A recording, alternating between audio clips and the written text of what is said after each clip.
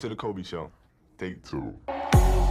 Siya ang binansagang Black Mamba sa NBA, ang kanyang Mamba mentality na hinangaan ng maraming panatiko ng basketball. Dahil sa never surrender mentality ng player na ito, hindi mo kakikitaan ng pagsuko ito mga idol. Hindi lang yan dahil napaka-hardworking din niya na imbes na magliwaliw o magpahinga sa mga off-season ay patuloy pa rin itong nag-eensayo para pagandaan ng paparating na season. Well, bihirang-bihira yan sa mga manlalaro kaya di na rin katakataka pa na siya ay humihilera sa husay nila Michael Jordan at ng iba pang mga Hall of Famer. Kaya sa video natin ngayon ay ating pag-uusapan ng kwentong basketball ng 18-time NBA All-Star, 1-time regular season MVP, 4-time All-Star MVP, 2-time Finals MVP at 5-time NBA Champion. Wala na ngang iba kundi ang binansagang Black Mamba na si Kobe Bryant. Kaya tara mga idol, diretso na tayo.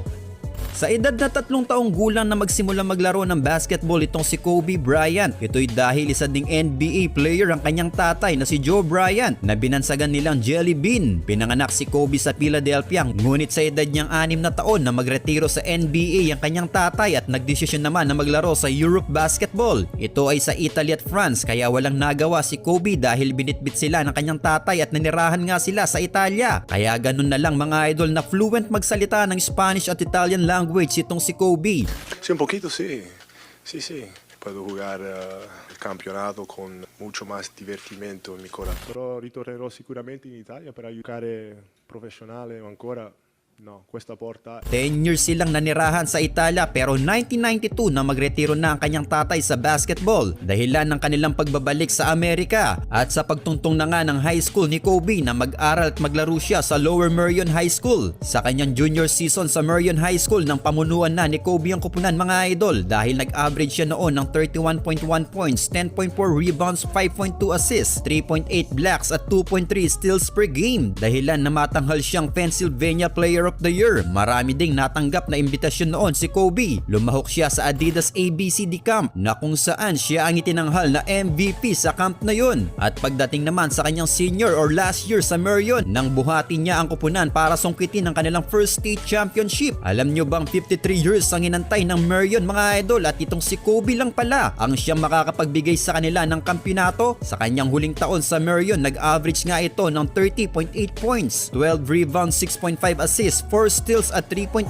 blocks per game. Kaya naman sa kanyang performance niyang ito ay maraming college recruiters ang nagka-interest sa kanya. Hindi lang sa college mga idol dahil marami ding nagudyok sa kanya noon na dumiretso na sa NBA. Well, hindi na ito pinatagal pa ni Kobe dahil sa edad niyang 18 years old, 72 days noon ay nakasama nga siya sa 1996 NBA draft. Nakasabayan niyang na-draft noon sila Derek Fisher, Jermaine O'Neal, Ray Allen, Stephon Marbury at ang first overall pick na si Allen Iverson. Siya ang pinakabatang player sa kasaysayan ng NBA na na-draft ng mga panahon na yon mga idol. Pinili siya ng kupunan ng Charlotte Hornets bilang 13th overall pick. Ngunit dahil trinade ng Hornets ang kanilang draft rights ay nakuha nga ng Los Angeles Lakers si Kobe Bryant. Trinade ng Lakers noon ng kanilang sentro na si Vlade Divac para sa draft rights ng Hornets at para magkaroon sila ng free up salary cap para naman makuha ang big man center na si Shaquille O'Neal. Hindi naman nabigo ang kanilang planong ito mga idol. Kaya naman sa rookie season ni Kobe ang siya namang unang season din ni Shaquille O'Neal sa kupunan ng Los Angeles Lakers. Well, sa unang season ni Kobe mga idol ay hindi ito masyadong ginamit ng kupunan. Nilagay muna siya sa second unit at nabibigyan lang ng 15 minutes playing time per game. Umaverage lang siya noon ng 7.6 points per game. Pero dahil kay Shaq ay nakatawid pa rin naman ng Lakers noon sa playoffs. Yun nga lang, umabot lang sila hanggang semis ng playoffs nang ilaglag sila ng Utah Jazz na umabot lang ng Game 5 ang kanilang serye. 1998-1999 season sa kanyang pangatlong season sa Lakers nang pinwesto na siya bilang starter ng koponan. Binigyan na din siya ng mahabang minuto ng Lakers na may 38 minutes playing time per game. Kaya din ganun na lang ang taas ng kanyang stats mga idol. Nagpakitang gilas na dito si Kobe na umaverage na ng 19.9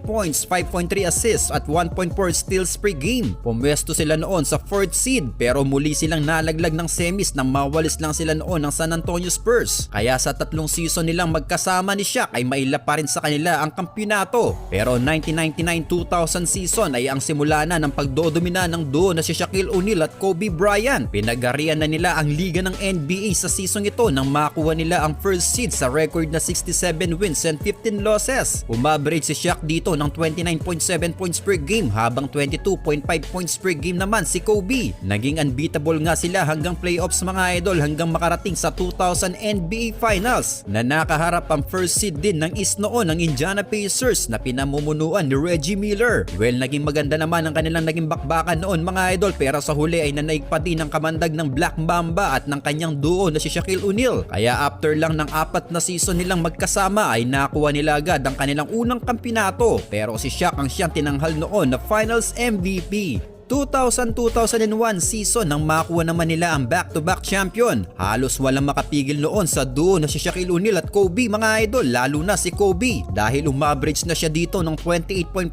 points per game. Well, nag number 2 seed man sila sa standing sa West pero pagdating ng playoffs ay nilampaso nilang lahat ng kanilang mga nakatapat. Kaya muli silang nakarating nga noon sa 2001 NBA Finals. Sa pagkakataong ito ay ang koponan naman ng Philadelphia 76ers ang kanilang nakatapat. Ang tambalang Dikembe Mutombo at Allen Iverson ang kanilang nakaharap. Ngunit hindi masyadong nagkaroon ng thrill ang kanilang bakbakan mga idol dahil isang beses lang nilang pinatikim ng panalo ang Sixers. Kaya nakuha agad ni Kobe noon ang kanyang pangalawang kampyonato. 2001-2002 season nang makuha naman nila ang 3-peat NBA champion. Well, itong finals na ito ang masasabi nating walang kahirap-hirap nilang sinungkit ang kampyonato mga idol dahil winalis lang naman nila ang kanilang nakatapat noon ang koponan ng New Jersey Nets. Sila Jason Kidd, Richard Jefferson at Kenyon Martin walang nagawa sa lakas ng duo na si Shaq at Kobe. Kaya naman nakuha nga noon ang 3-peat NBA champion ng Lakers ngunit ito na ang kanilang huling kampyonato na magkasama ni Shaq dahil sa sumunod na season noon mga idol nang malaglag na sila ng San Antonio Spurs sa semis ng playoffs. Pero sumubok silang muli sa 2003-2004 season nang dumagdag sila ng superstars sa koponan na acquire nila noon ng veteranong sila Karl Malone at Gary Payton. Mas lalong kinatakutan nga noon ng Lakers mga idol. Nag-record sila noon ng 56 wins and 26 losses na pumwesto sa number 2 seed. Umambag si Kobe dito ng 24 points per game. Muli silang naging unbeatable noon sa playoffs hanggang makarating muli sa 2004 NBA Finals. Ngunit sa pagkakataong ito ay nakatapat nila ang palaban na koponan ng Detroit Pistons. Guess what mga idol? Sa lakas ng roster ng Lakers ay isang beses lang silang nakasungkit ng panalo sa Pistons dahil Game 5 nang tapusin na ng tuluyan ng Pistons ang serye ng Finals. Kaya nabigo silang masungkit ang kanila sanang pang-4 na kampyonato. Kaya sa sumunod na season mga idol na maghiwalay na sila ng landas ni Shaq na na-trade sa Miami Heat. Nagretiro naman noon si Karl Malone at na-trade naman si Payton sa Boston. Kaya ang natirang superstar sa Lakers ay itong si Kobe na lang. Sa unang season na walang nakakatulong itong si Kobe ay hindi nga nakapag-qualify noon ang Lakers sa playoffs. Sa pangalawa at pangatlong season din niyang binubuhat ng koponan ay hanggang round 1 ng playoffs lang ang inaabot ng Lakers. Wala siyang nakakatulong mga idol para maituwid muli ang Lakers sa finals. January 22, 2006 nang magawa naman ni Kobe ang kanyang pinakamataas na puntos sa kanyang karera. Ito ay noong pumuntos siya ng 81 points versus Toronto Raptors. Dahil dyan mga idol, siya ang pumangalawa noon sa most point in a game in NBA history. Sumunod kay Wilt Chamberlain na may 100 points. 2007-2008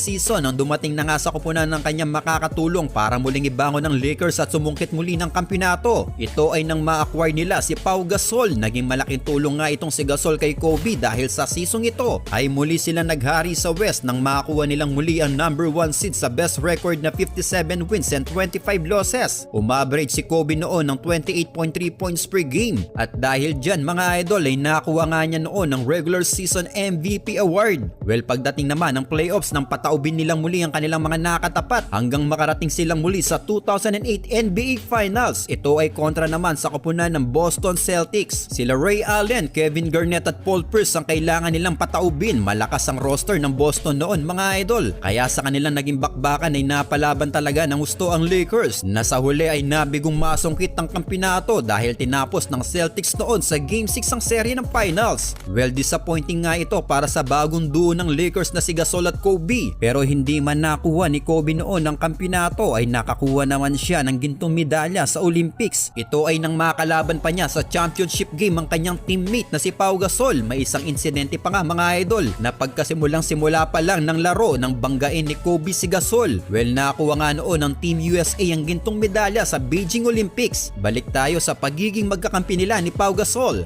2008-2009 ay may kasamang gigil na sinimula ni Pau Gasol at Kobe Bryant ang regular season game dahil muli silang naghari sa West na may best record na 67 wins and 17 losses. Muli silang nakarating sa 2009 NBA Finals pero hindi ang Boston Celtics ang kanilang makakaharap kundi ang Orlando Magic na prime ni Dwight Howard. Ngunit hindi man lang nagkaroon ng thrill ang kanilang naging bakbakan dahil isang beses lang pinatikim ng Lakers ng panalo ang Magic. Kaya naman dito ay nakuha ni Kobe ang kanyang pang-apat na kampyonato at sa wakas ay nakuha na rin niya dito ang kanyang unang Finals MVP award. 2009-2010 season nang makuha naman nila ang back-to-back champion kontra Boston Celtics. Ito ay noong maresbakan nila ang Celtics sa Finals at hindi lang basta resback mga idol dahil winalis lang naman nila noon ang Boston. Nakuha niya din noon ang back-to-back Finals MVP award. Kaya sa season ito nang makuha niya ang kanyang pang-5 tuling kampyonato sa kanyang karera. Well, after nga ng kanilang kampyonato ay tatlong magkakasunod na season naman nabigo ang Lakers na makarating muli sa Finals dahil hanggang semis na lang ang kanilang inaabot. Taong 2012 London Olympics na makuha naman ni Kobe ang kanyang pangalawang gintong medalya sa Olympics. April 12, 2013 versus Golden State Warriors na magka-injury ng malala si Kobe na magkaroon siya ng Achilles heel injury dahilan ng kanyang pagkawala sa playoffs noon kaya nawali sila noon sa round 1 ng San Antonio Spurs. December 8, 2013 na nagbalik laro si Kobe from Achilles injury. Ngunit December 17 versus Memphis Grizzlies nang magkaroon naman siya ng lateral tibial plateau fracture sa kanyang kaliwang tuhod. Nagkaroon lang siya ng 6 games sa season ito. March 12, 2014 nang i-rolled out na siya ng tuluyan ng Lakers kaya hindi sila nakapag-qualify noon sa playoffs. 2014-2015 season na maghiwalay na sila ng landas ni Pau Gasol. Muling nakabalik sa laro dito si Kobe umaverage pa ng 22.3 points per game. Ngunit wala na nga lang siyang nakakatulong sa koponan kaya muli silang hindi nakapasok sa playoffs. 2015-2016 ay ang huling season ni Kobe sa liga ng NBA sa edad niyang 37 years old at sa paghina ng kanyang katawan dahil sa kanyang mga natamong injury ay ang katawan na mismo ni Kobe ang sumusuko sa laro kaya sa season ito umaverage na lang siya ng 17.6 points per game. April 13, 2016 sa kanyang huling laro versus Utah Jazz nang pumuntos pa nga ito ng 60 points. Nanalo pa nga sila sa laro nilang yun mga idol. Yun nga lang ay hindi na rin sila nakapag-qualify sa playoffs. Well, sa pagkakalaglag nga nila sa season ito mga idol ay opisyal na nga nagretiro sa liga ng NBA ang Black Mamba na si Kobe Bryant. Ngunit January 26, 2020 ang masasabi nating isa sa pinakamalungkot na balita na narinig nating mga basketball fanatics dahil sa petseng ito nangiwanan na tayo ng ating iniidolo na si Kobe Bean Bryant ang binansagang Black Mamba sa NBA.